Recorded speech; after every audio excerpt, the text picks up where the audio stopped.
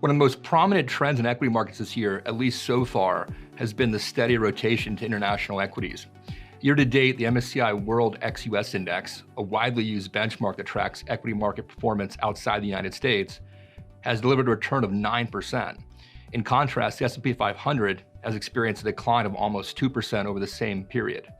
This pronounced outperformance of international equities has largely been driven by strength in European and Chinese stock markets. In China, advances in artificial intelligence coupled with policy easing measures have bolstered investor confidence, leading to increased foreign investment in Chinese equities. Meanwhile, European equities have benefited from improving economic growth expectations, catalyzed in part by a historic shift in German fiscal policy. Both regions also began the year with attractively discounted valuations, which likely provided an additional incentive for investors looking to diversify their portfolios. Now, looking ahead, assessing whether this rotation in international equities is sustainable will be a central focus for the equity markets as we move into the second quarter.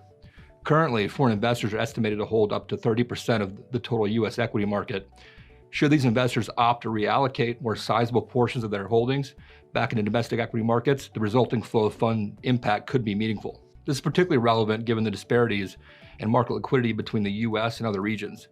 For example, by some estimates, the liquidity of U.S. equity markets is at least 11 times greater than that of Europe. As a result, a large repatriation of funds to less liquid international markets could lead to amplified effects on the performance of foreign indices.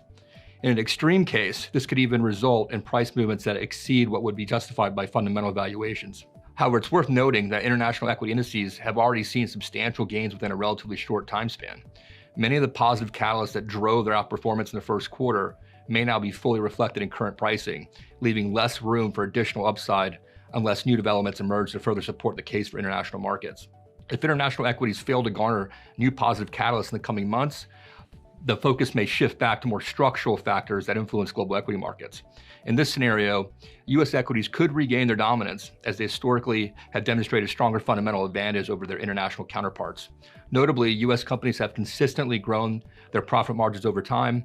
This steady margin expansion supports robust earnings and productivity growth in the U.S., which will likely remain more favorable compared to what Europe or EM can offer. These inherent strengths almost always make U.S. equities an attractive destination for international capital seeking reliable long-term returns.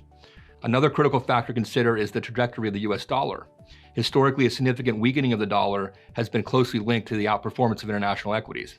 A weaker dollar serves as a tailwind for foreign equity markets, encouraging capital flows away from the U.S. into international. However, while the dollar has shown modest signs of weakening during the first quarter of 2025, its movement remains largely range-bound. There is no concrete evidence, at least yet, of a more pronounced downtrend that will be required to trigger substantial reallocation of capital towards international equities. Without a definitive downward shift in the dollar's value, the ability of international markets to sustain their outperformance may be limited. In the absence of fresh catalyst and amid structural considerations and currency dynamics, investors may find themselves reevaluating the sustainability of recent trends favoring international equities. These dynamics highlight the ongoing interplay between short-term drivers and long-term forces, which will shape market performance on the international question as the year progresses. As we approach what should be an important inflection point for international equities in the second quarter, our positioning remains unchanged. We are overweight on the US, underweight on emerging markets, and maintain a neutral stance on developed markets.